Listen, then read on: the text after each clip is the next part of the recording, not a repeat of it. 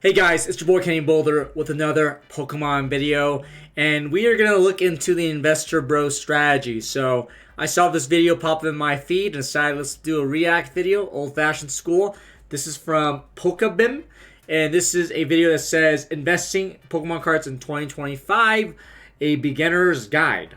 Here's how I started investing Pokemon cards in 2024. I think this will be helpful for beginner and experienced investors. So again, this idea and this concept is we're going to be investing in Pokemon cards. We're going to try to make some money. And I want to just review and see what he has to say. So let's see it. I'll show you how to start investing in Pokemon cards. Alright, so Pokemon one day card you can have a investments. collection that is actually worth a fortune. It's If you worth a think you fortune. need a lot of money Flying to start emojis, with money just emojis, some crazy so you stock can make market money. knowledge, you couldn't be farther from the truth. Investing in Pokemon cards is actually an easy task that anyone can do with as little as $5. When you're done watching this video, you will have all the knowledge you need to start. The first question you need to answer yourself before investing any amount of money is, why will you do it? Will you do it for fun? Will you do it just purely to make money, or ideally both? Now this Okay, so right off the bat, I think that question is kind of valid, is why you're doing this. Because I think, it all comes down, are you investing for fun? I don't think anyone thinks investing is for fun. Investing should be kind of like long-term strategy. You're investing in your future. You're investing in something to basically be long-term investments. So I don't think investing for fun is a good way of describing Pokemon investing, because it's already fun. Pokemon cards are fun already. But let's keep watching. I'm curious what he has to say. This question is really important, and you should really sit down 2 minutes and ask yourself this, because the strategies will change a lot depending on the answer. It's true that investing in Pokemon can be really profitable, and it has shown this data on the past, but I have to tell you that if you're here just for the money, I wouldn't recommend it. You will have to learn some basic tips, so it's not a difficulty thing, but it has some problems down the road if you don't... Funny Marangero, thank you for the sub. You are subbing in when I'm recording a video footage, so I appreciate that. Love Pokemon, if you don't enjoy the pure thing of buying, trading, selling, shipping, if you don't enjoy these little things, it will make it really hard for you to stick with it. Okay, I mean, at least he's being real. He's being real about the fact that you're going to have to do work, You can't just buy Pokemon cards and make money. You have to actually work for it. You're probably going to have to fucking ship and wrap your packages and send your packages to other people, because at the end of the day, investing in Pokemon cards is basically selling them. You're selling Pokemon cards. You are not, you're doing a job. You are, if this is your whole terminology of investing, you can't just, if you want to sit down and forget about it, then yeah, you could with stocks, but for Pokemon cards, you have to use that money to basically buy product, keep the product, and then flip the product for profit. So I think that's a key thing we gotta talk about, is flipping the product here. So we're gonna keep going. In Pokemon, and also like making money out of it, you're in the right place, and you will really enjoy this video. And I what really better enjoy way Pokemon. to start I your wanna investing make journey money. or your collection? Tell me how to and make with money. this Lost Origin sealed booster box that I'm giving away completely for free. I don't care about his promo. Okay, the $5 $5 to $20 range. To choose the collection you will buy them from, I would recommend searching for your set on Google and watch how the cards Use the inside are Google doing. to find a set, and he shows us old sets. So Silver Tempest, Champion's Path, Trainers, 2025 anniversary cards. On Google and watch how the cards inside are doing. Is there a really expensive card? Multiple decent price cards? Ideally both. Look for different sets that fit your... I mean, how? I feel like this is such a scam, Like, alright, if your budget's $5 to $20, find the sets with the most money available. And look at this. These cards are worth money. So, there you go. You're looking at the sets. You're trying to figure out which one has the most money value of your $5 to $20 budget. Buy some lift boosters of that specific set. If you have more than $15 available, what I would recommend is buying a 3-pack blister of the same set you just looked for. If you're in this hobby for fun...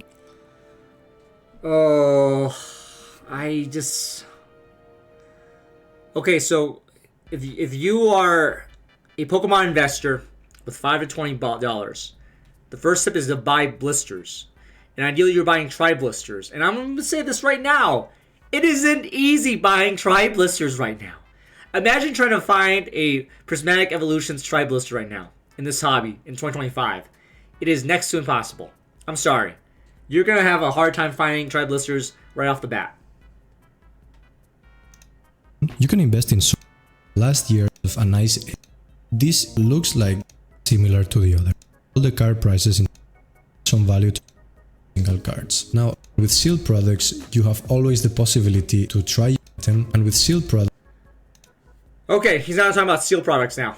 Product which adds value to the specific item, and with sealed products you have always the possibility to try your luck and open them to chase some cards in the future. It might be more boring than collecting Pokemon cards itself, but you have to think that over the last 25 years there's not a single booster box that has gone down in price. Not one. Even the worst sets in history have more than doubled in price just over the...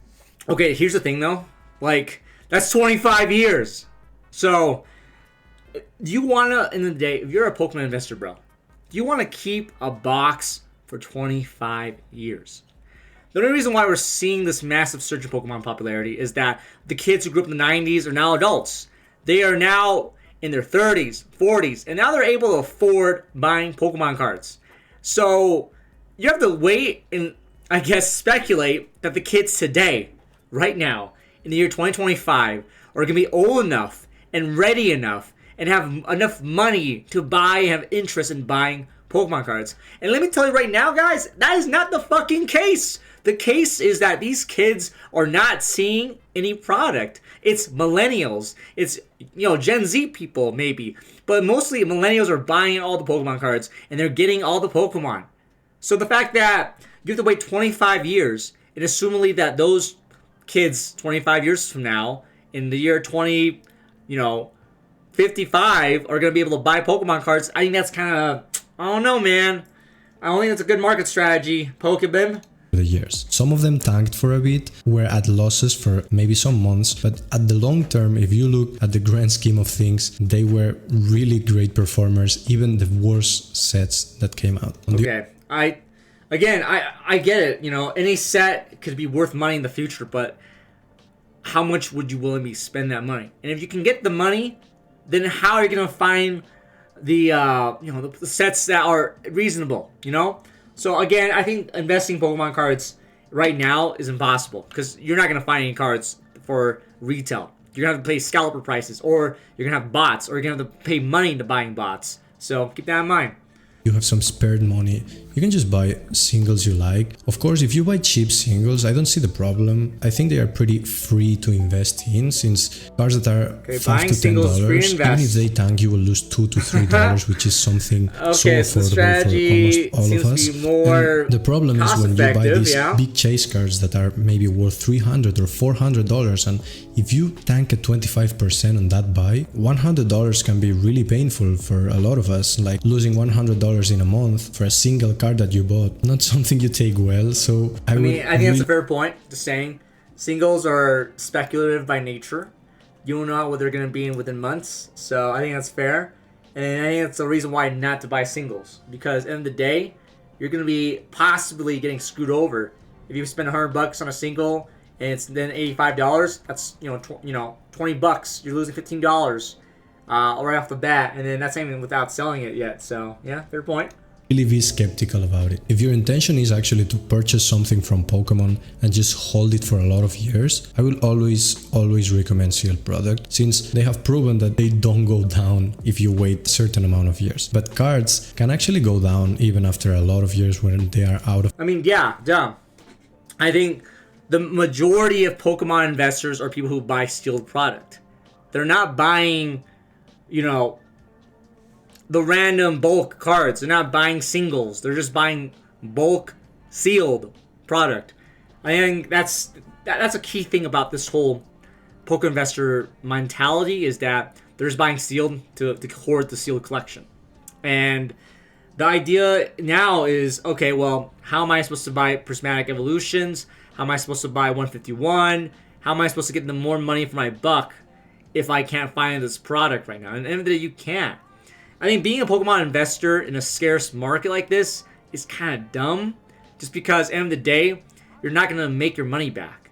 And actually, when I say make your money back, like the time, the effort, like getting involved now is just like impossible unless you're really committed. And I guess if you're really committed, yeah, you can make your money back. Anyone can make their fucking money back. But the problem right now is that you're not going to be able to find this in such an amount that you're going to be able to invest like in long term. And also, again, investing, the word investment is always going to be long term. And investing, in my opinion, again, is you're investing your future. So, like, would it make sense to invest in one box of prismatic evolutions for 20 years? No. I think you could use that money for other things, personally speaking. And maybe that prismatic evolutions box could be $2,000 in the year 2045, but I don't even know that's going to be the case. So let's keep watching. Let's keep seeing what he says. Of print can really affect you.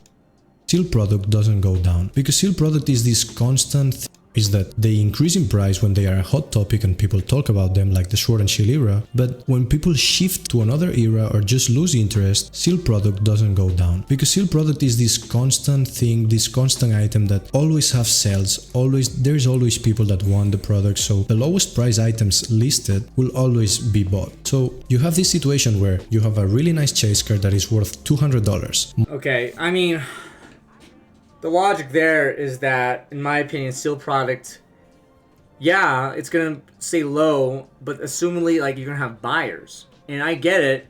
Like, we don't know if the market's gonna burst, and I'll say this now, like, you know, 2 years after Shining Fates, you can buy Shining Fates for pretty cheap now, and yeah, maybe it's like 30% up now than it was 2 years ago, 3 years ago, but like, end of the day, you're gonna need to find buyers for certain Pokemon sets, and of course, a key thing about this is reprints.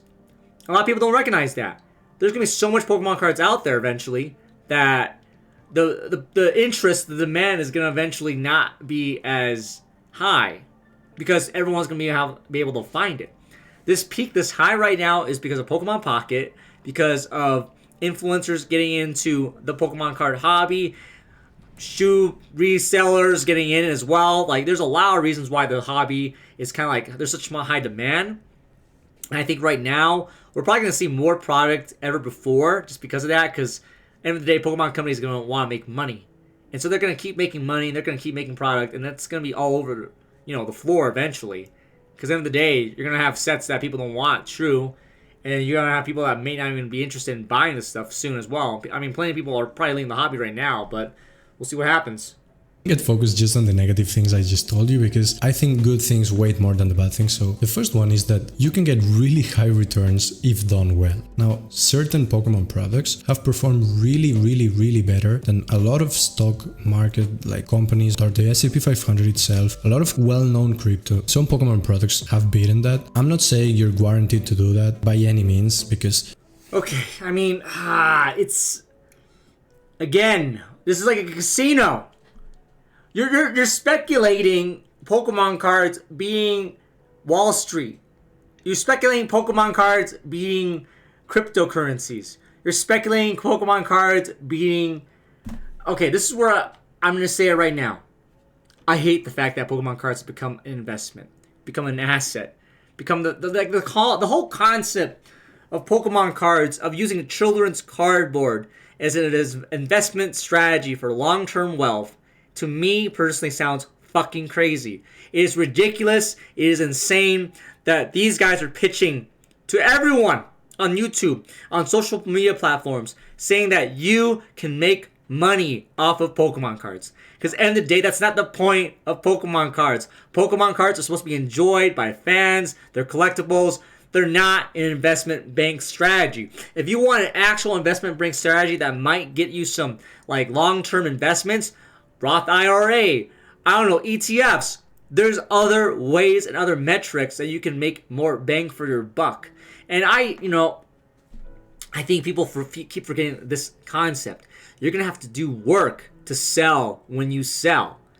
You're not going to have to work and mail your Pokemon cards from UPS when you get stock out for retirement. You won't. It's already there. The money goes to your bank account. For Pokemon cards, you're going to have to go to the bank, get various, items that from like the store and from the bank. I don't know why I said the bank, but you're going to need like tape. You're going to need like, put things listed on eBay listings or Facebook Marketplace. You're not going to find someone who's going to buy this outright for like the highest point of the market. You're literally going to have to do some work. So the fact that people are saying this is a long-term investment strategy, it isn't. Yeah, it's like an asset. It's like selling your car or like selling some extra old clothes, but like it is not a long-term asset. It doesn't make any sense to me.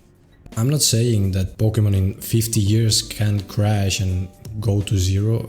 I find that really difficult, and I don't think that will be the case at all. But well, I mean, bro, I'm not as much as I love Pokemon, and as much as I think a lot of folks love Pokemon too. And right now, yeah, maybe a lot of fans, the hype is there right now, but we don't know. Again, this is so speculative. Who knows when the crash would happen? And there could be a chance, one moment, everyone loses interest in Pokemon. We don't know. And I think that's a key thing, is that if you're investing long-term investing, you think your retirement is going to be on Pokemon cards, a children's card game in 25 years. You think your kids or your grandkids are going to like Pokemon? Maybe. But to be devil's advocate here, what if the Pokemon card community crashes? What if people just start not liking Pokemon cards anymore? What if suddenly, okay, I think this is boring. I think the next generation of kids, they just hate it and they don't even bother buying anymore. Think about that. Yeah, some hobbies, some toy runs can go on for decades. Barbie, for example, G.I. Joe, sure, they've been around for more than 20, 30 years. But they don't have any collectibles. It's just action figures and toys. And let me tell you right now, if you go to a store right now, Walmart, you can buy a Barbie. You can buy some G.I. Joes online right now. If you go to Walmart and Target right now, you cannot buy any Pokemon cards. Literally no Pokemon cards are available right now. So all the kids out there, shit, they don't care.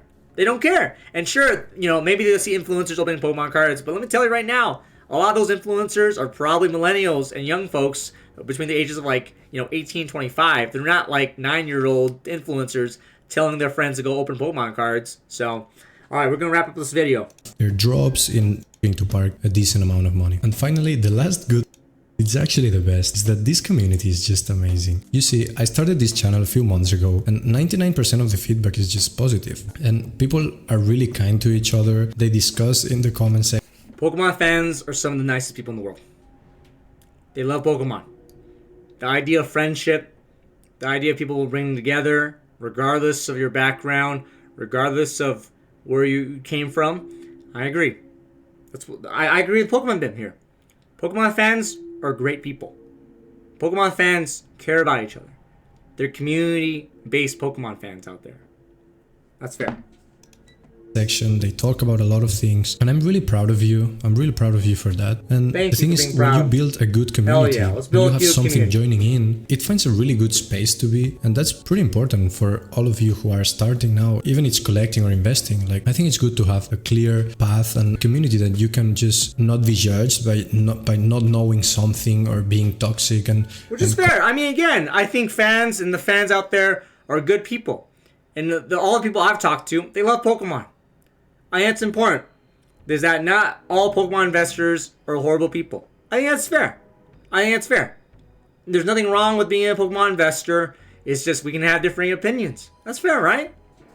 Calling everyone a scammer and whatever. There's always these 1% toxic people. Just avoid that, because that's pure noise, honestly. 1% that's noise. That's 1%. Okay? Just ignore these bad comments and you will actually really enjoy it. The community is amazing. I think I am the 1% white noise here. I'm the guy that's ruining everyone's vibes, I guess, by calling people out. Because, you've seen my videos, y'all. You think, and I think that, Pokemon investors and scammers and flippers, they're two sides of the same coin. I keep saying that. They're two sides of the same coin because they're willing to do the same thing, which is make money off of the fans. So I know some Pokemon investors are like, you know what? I'm a fan. I like Pokemon, and I'm not gonna sell and I'm not gonna flip. But then at the end of the day, I challenge them. Hey, why are you investing then? Why not just rip the cards, enjoy the cards? Why not just have enough to enjoy the hobby? Why you have to buy 15, 20 ETBs? Why you have to buy the super highly sought out cards just because of the FOMO? I'm just asking, why? So just saying. To some degree, so I would really recommend to enjoy your journey, for real. I think in this space, most of the investors are collectors too, myself included. journey for real. I think in this space, most of the investors are collectors too, myself included, and I think we should keep the community united like that, because you see, when a good set releases, both collectors and investors are both happy. Investors think, okay, I'm gonna keep this sealed and make this amount of money. Collectors say, okay, I'm gonna open a lot of packs and try to pull this card I love and try to complete the master set and trade with this. I'll go to this event and start trading the cards I pull, and I have like multiple. I mean, yo, that should be it. This should be a symbiotic kind of relationship between people who are investing Pokemon cards and collecting. We are just trying to get the product, end of the day. But what I'm seeing right now is investors buying way more, buying out complete sets, and acting like scalpers. And, you know, like, I hate using the word scalper, but, like, the idea is that you are making money off of a long-term thing. And as a collector, I'm like, yo, I just want to get the cards. I just want to open and rip and enjoy the product. Whereas an investor's like, hey, man, I need this money right now because I want to make sure that I have investing in my long-term solutions for my... And it's just like... It feels like it's a little disingenuous, you know? Like end of the day, we are seeing a clash of philosophies here. For a lot of Pokemon card enjoyers, we just want to play the game. We want to make sure that we're enjoying our sets, completing our sets, get a shiny cardboard. For investors, it's about those profit margins, baby. I need to save this amount of time. I need to reach this goal right here. It's about the money, the green. Show me the green. So for me, this seems like, yeah, you know, sure, like collectors and investors, they just want the product. End of the day, and that's what it is. We want Pokemon cards. But the problem is that we're seeing a continuation of greed, a growing greed where investors are using bots or using monitors. They're making it way more unfair to the collectors, to the consumer, to your average guy who just wants to get some Pokemon cards, because it's becoming like a Wall Street, you know, pay to win, eat all kind of situation. Like, hey, if I'm not getting anything, no one's going to get anything. So, and I'm not saying all investors are like that. I'm sure a lot of investors are not using bots and not using monitors, but a lot of these guys are, and you can see in their collections, they buy a lot of product, and the question is, how do they get these products? How do they get as much as they can? Well, they're kind of cheating to win, or using, you know, paying to win practices here. Multiple copies of them. So I think we should like respect each other. Talking about from both points, we should respect each other. We should be really kind, and we can get along well for sure. With both collectors and investors can get along well. I know there were some moral problems from collectors to investors. Moral problem? I mean, yes, bro. That's my. I just want to say, like, as a collector, there is a moral dilemma here, and it's because you guys are making money off of this. You want to make a profit out of this. You don't really, in my opinion, enjoy Pokemon cards as much as collectors do. Because at the end of the day, it's about the profit margins. You're willing to maybe rip some, sure, but for the most part, it's selling and making a profit and maximizing the dollar value of your sealed Pokemon cards or your singles. So, which I completely understand, but I think we can get along well. I think you should really try it yourself and try to enter the community. You don't need a lot of money. Just spend $5 and ask someone, hey, how did I do? Ask on Reddit. Okay, and to conclude this video, you can't just spend $5. And I think the reason why I may want to make this video is, okay, I want to hear them out. I want to see how you can get and become a Pokemon investors in 2025. And the moral of the story is that you can't. It is impossible. And I say this as someone who's been following for Pokemon cards for years now, who's been actively going to, you know, stores, to shops, to retail, to online. It is truly dire. The state of the community, the state of trying to find Pokemon cards is literally impossible. You are so screwed against the bots, the monitors, the scalpers. People will wait in line at 4 or 3 in the morning for the store to open at like 10 or 11 o'clock to have a chance to buy Pokemon cards. If you have $5 right now, you have $20 right now, good luck. You are gonna have a hard time right now finding Pokemon cards. And I'm not trying to like scare people off the community. Absolutely not. I in fact encourage people to you know, give out your thoughts to the Pokemon company. Tell them your complaints. I think this is unacceptable that we have to deal with this right now. That we can't have supply meet demand, because it's insane. And if you are here in the hobby to make money, to maximize profits, you're in it for the wrong reasons. And I know a lot of people who watch this video are going to say, well, I am not a scalper. Well, then listen, and this is the same argument I've made so many times now. What is the difference between selling now and later? What is it? Because at the end of the day, that's what people get stumped on. It's the fact that, hey man, you're in it for the hobby to invest, to make money.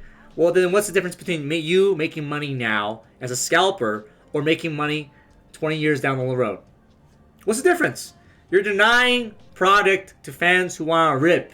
You're denying money to, I guess, the Pokemon company because you want to make your profit margins. You want to maximize your gains. End of the day, it is a situation where this is such a clusterfuck that no one is happy because no one can find product right now. And the only ones who are happy, in my opinion right now, is definitely the scalpers and the guys who are making tens of thousands of dollars from being a middleman. Because at the end of the day, it doesn't matter for me because I'm going to rip the stuff I want to rip. And if there are singles I want to buy, I'll buy the single. But I am not going to, pay money that is 20 to 150 to 200% more on sealed product. And maybe in like 25 years from now, I definitely am not going to buy boxes of Pokemon cards 20 years ago. In fact, I'll probably be enjoying the set that came out that year. Because at the end of the day, they're going to hopefully be making more product, more Pokemon cards, so I can enjoy Pokemon cards further down the line here. So, let me know, you guys, how you feel about this video. Again, I hope pick a big, no shade here. Just wanted to review, wanted to watch your video and give my thoughts on your video. Again, I do agree with you that we can be friends. We can be a solid, friendly community. And absolutely, this is a welcoming community. Pokemon fans out all over the world are some of the nicest people I know. They are so good at making sure that people are included and they're being kind to each other. From being Pokemon Go, Pokemon Pocket, Pokemon Cards, there's a lot of room for this community to grow and to continue growing. Now, I just hope that Pokemon cards in general, they get away from this mentality of greed and making money.